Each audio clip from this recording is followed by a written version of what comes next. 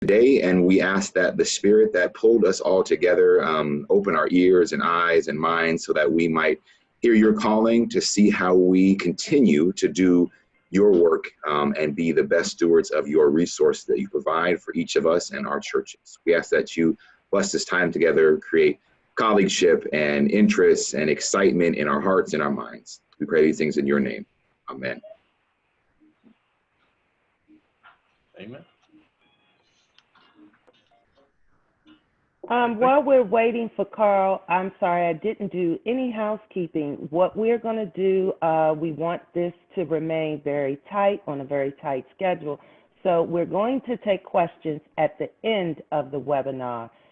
You can raise your hand and I will give you permission to unmute your mic and we will proceed from that point. If there's something you think you'll forget, you're welcome to go to the bottom of your screen where your panel is, and you can put your question in the Q&A. You also have the ability to use chat. So with that, Carl, if you are ready, we're off and running. Fantastic. Thank you, Lawan. Thank you, John. It's a pleasure to be here. It's a pleasure to serve on the Stewardship Committee for the Presbytery. Absolutely delighted to have been able to do this survey. Just a quick overview of the survey. Why we got started out on doing something like a survey. Try to get my screen to advance. Here we go. Everything that we planned for this year on the Stewardship Committee is practically irrelevant in this new environment. So we really needed to gauge how do we move forward? What do we do as a Stewardship Committee to help the churches out in an environment where all we had planned was not helpful, not counterproductive, but not helpful. So what we wanted to do initially is to learn where churches are, to gauge the temperature of churches so we would understand better how to support them. Are things going as poorly as everyone on the news and in our circles had forecast, or is it going a little bit better? We also wanted to identify what are the areas that we could support with programming going forward so that we could find examples or innovate some new ideas that were going to help with churches as we move forward. Also, we want to gather these great ideas.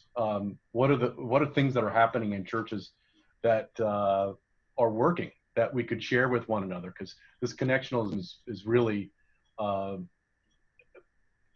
we thrive, and where it works is where we are thriving.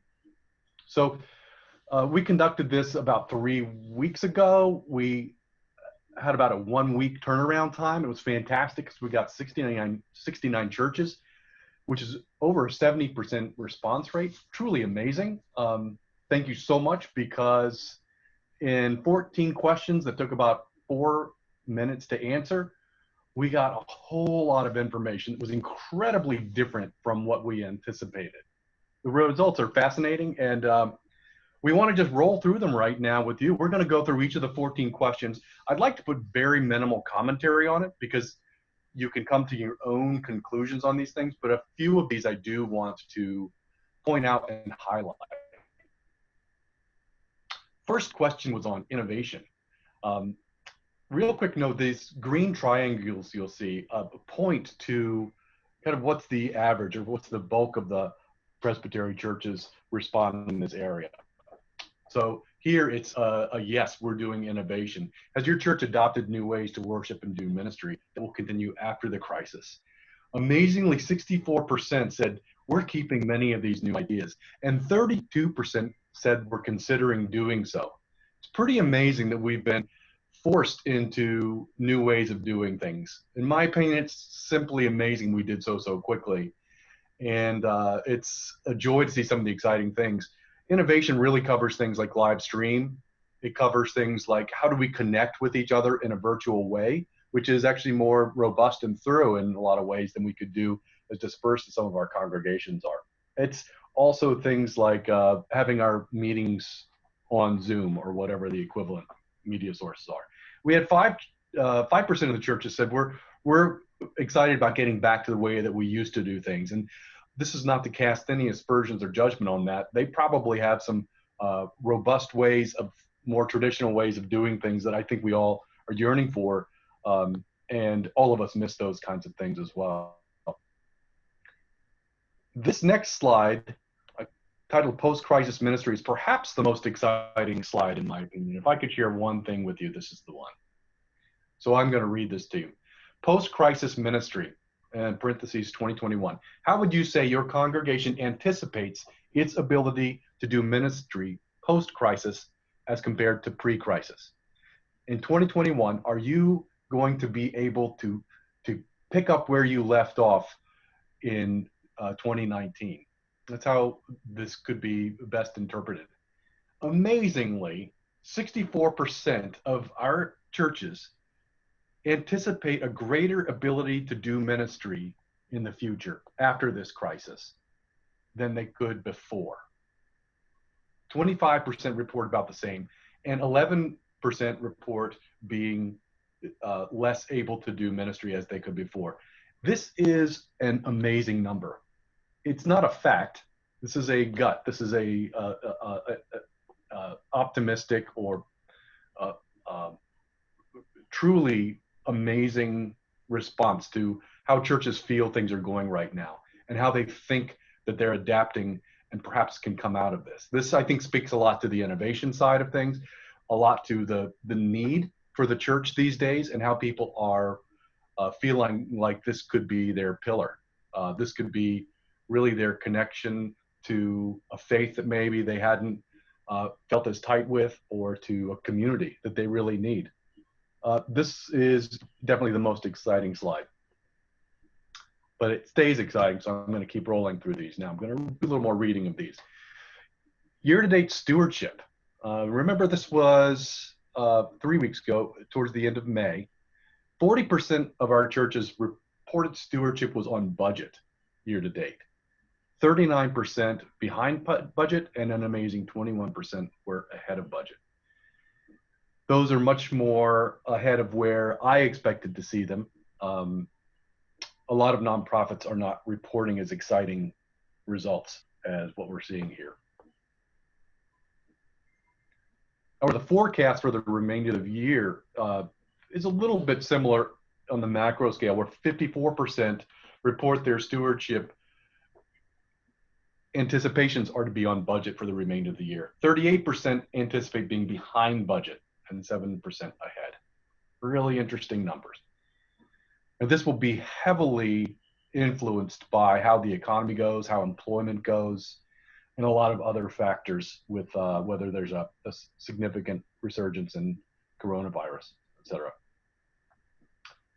Expenses for programs, and the next slide will be on staff. 60% anticipate maintaining the current level of program expenditure.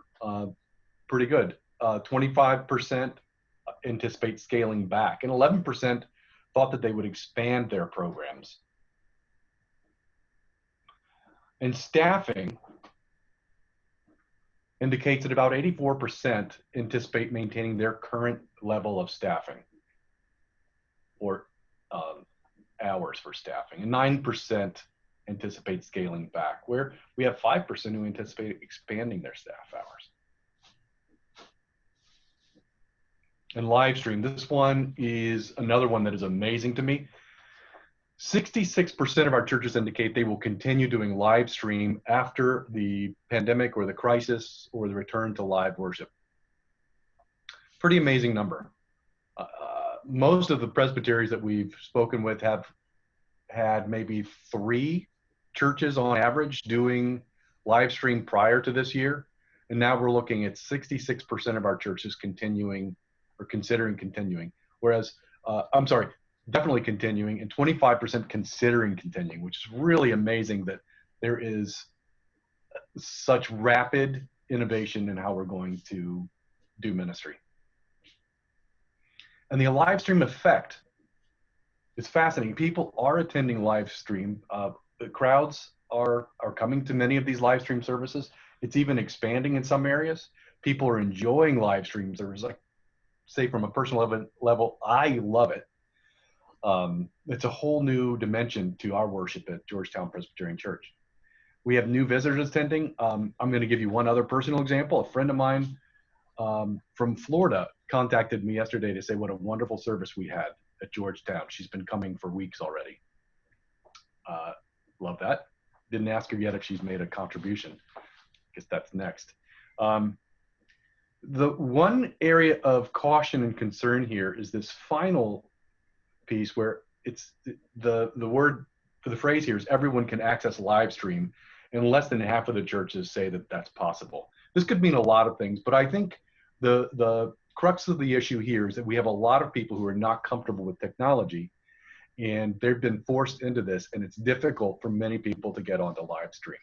This is a huge generalization, but I think a lot of our senior members who are perhaps our more isolated members are probably the greatest struggling with attending worship and with these ways of being community that a lot of our younger members find so easy, especially, for example, my kids, that's their main way of doing everything. That's a bit of caution. I think that that's going to be a part of our programming in the future that I'll lead you to a little bit later. The offering, this is just gauging how we're doing on offering. Do we really have a substitute for that physical offertory space? This is an interesting part of the survey. I think that we do have room for growth here, especially since live stream is clearly not a stopgap measure, but a part of our ministry for the most churches. It might be nice to get these bars a little bit higher so that we have a robust offering opportunity, and the meaning of it is full on the live stream. Next is the return to worship. This is partial return to worship. When will some people start coming back? And the following slide will be the full return to worship. Partial return to worship, you can see the bulk of, most of the respondents expect to have something summer or fall. 39% maybe summer, 47% the fall. We do have some churches expecting winter or later. Big one is the full return to worship. We're looking at 6, 7, maybe 8 months where many of our churches expect to have a full return to worship. And that is not a real expectation based on facts. Most of them have given us feedback that we've heard from, have given us feedback that their next steps are really contingent on how things are going, on their consultations with each other, with Presbytery, with how the pandemic is going. And we also can't guide those members who are concerned about coming back into worship. I think a lot of them are saying we're not even deciding that kind of thing yet. I have an interesting study from some epidemiologists who said when they're ready to go back onto planes or into worship and things like that, and epidemiologists, the consensus is that they're not comfortable for quite some time still. They need to see some numbers change before they feel that level of comfort. The offering plate. Offering plate on Sunday. When you return to worship, are you considering passing the plate again? 10% said yes. This is probably an interim thing. I think passing the plate will be more popular as this pandemic gets further and further in their rearview mirror. But for right now, looking for an alternative, whether it's an offering box in the back or something else creative, is a big deal to most of our churches. It's going to be another part of our programming and stewardship going forward. And the fall stewardship campaign, how do you expect it's going to be this year? 10% of the churches said, well, it's going to be kind of like usual, which is great. If that's going to work, that's fantastic. But many churches feel it's going to be different. We're going to have to make some modifications. But that's 57%. And 37% said it's going to be a lot different than before. We're going to be having to rethink how we do stewardship. And here is what has been driving our thoughts on what we're going to do next for our churches. These are what we thought we might hear on stewardship topics going forward. How to do a fall campaign in uncertain times. How to do offering when we're back to worship in person. Messaging generosity when we are going in such different directions where, you know, some people are recovering all their asset values and feeling like they did before. Others are in a very dark space with employment and anxiety and things like that. How do we message that message of generosity to people feeling such extreme polar opposite feelings of comfort and financial comfort. So we'll do a little bit on plain giving and some online giving as well. I'll tell you more specifically some of the topics right here. We were looking at 5 online transmissions. One is this, the survey results. The next one we hope to do is fall campaigns, notably during social distancing. How are we going to do it differently this year? We're gathering some really exciting things, not just from this presbytery, but some other churches around the country who have been thinking through how are we going to innovate into this. We'd really like to share that with our churches. Messaging stewardship, it's different this year. How do we do it? How do we do it not just virtually, but also with messaging, like we mentioned, with people feeling anxiety and poverty. I mean, that's a reality. Offertory 2.0, where's the offering plate going? We want to think through how are we going to have offertory going forward? What's the interim solution and what's the long-term solution? Are we going to innovate beyond the offering plate? We actually have some thoughts on who can talk to us about that. And live streaming worship, that's the last one, because we have seen from the survey that it is not going away. How do we make it good and sustainable? I mean, to invest all of our time and financial resources into live stream is probably not a great idea because most of us want to get back into our places of worship. But to reach out to these audiences, these members and these friends who need that worship service, who can't be there for distance or for physical ability purposes, we want to make sure that that staying connected, which is half of stewardship, is something that our churches can do in a robust way. And we've got some really exciting potential there. We'd love to hear more from churches though before we celebrate some of the best ideas out there. So we went through those slides very quickly, and that was our objective.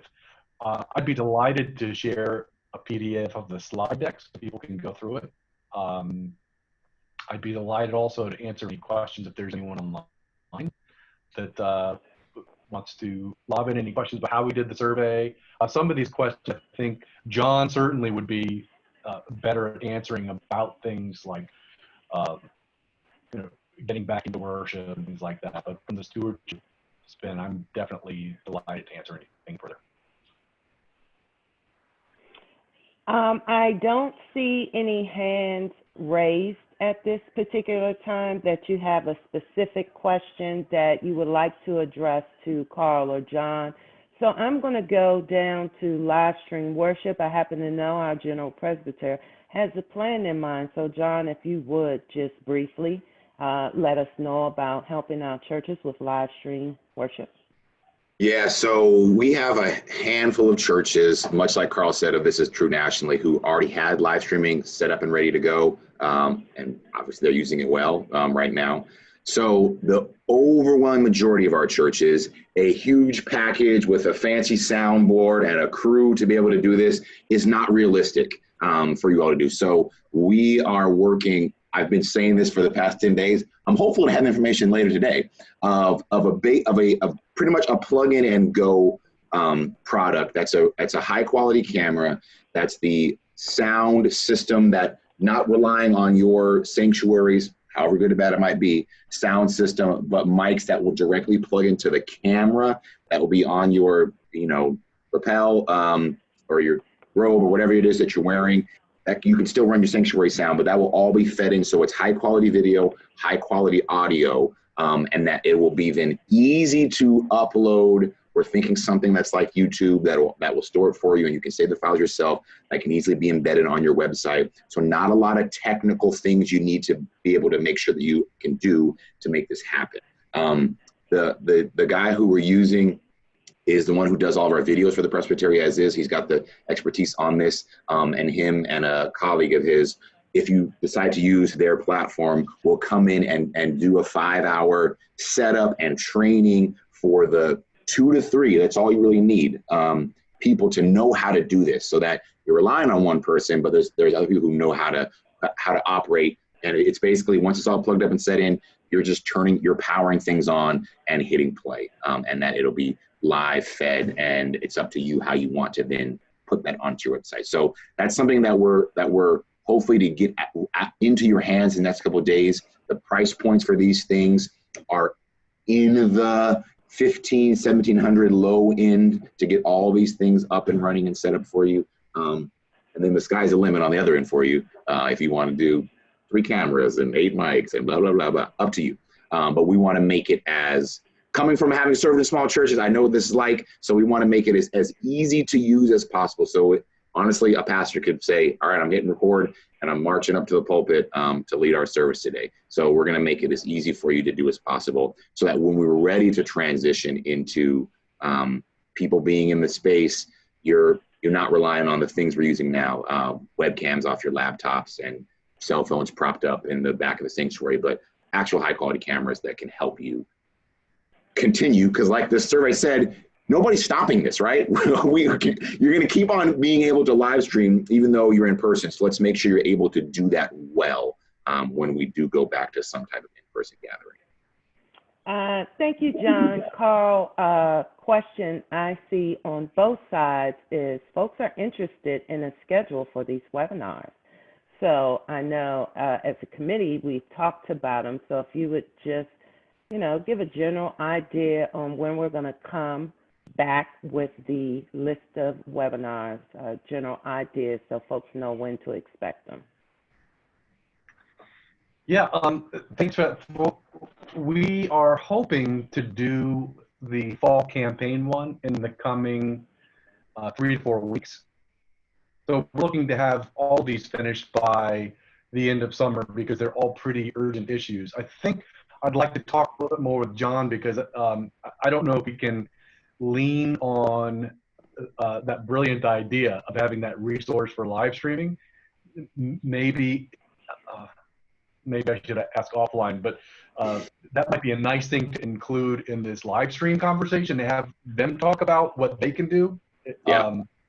Because if we're trying to push this out, I've worked with a lot of different presbyteries in stewardship, and this is pretty innovative stuff. That, like, providing that kind of solution for live streaming, that's pretty exciting. I feel like the more people we can get that in front of, the better. But all of these are pretty time-sensitive issues, except for like offering 2.0, for example. That will probably be more of a September thing. But we're trying to get these presentations within the coming couple of months.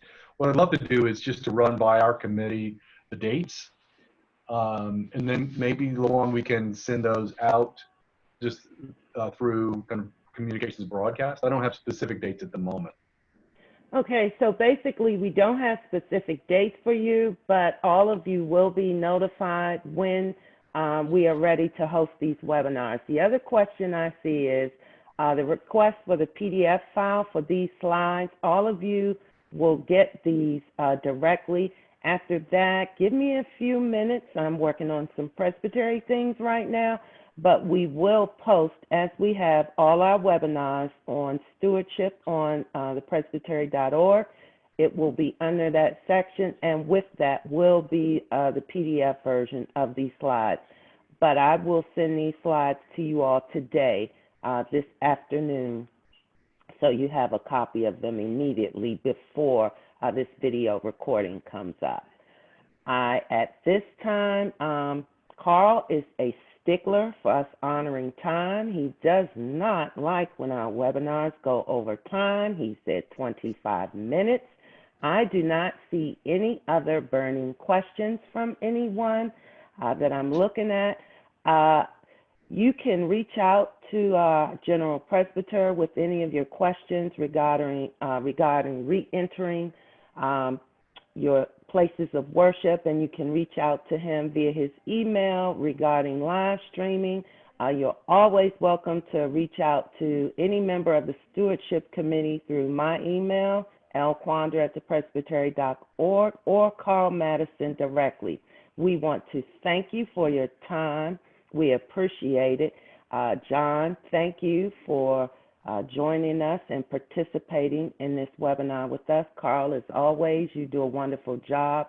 The Presbytery appreciates all that you do to help our stewardship program be one of the best, if I might add, in the PCUS of A. And with that, I will say have a great morning, have a great day, and thank you for your participation. Thanks. Bye, everybody. Yeah. Bye-bye.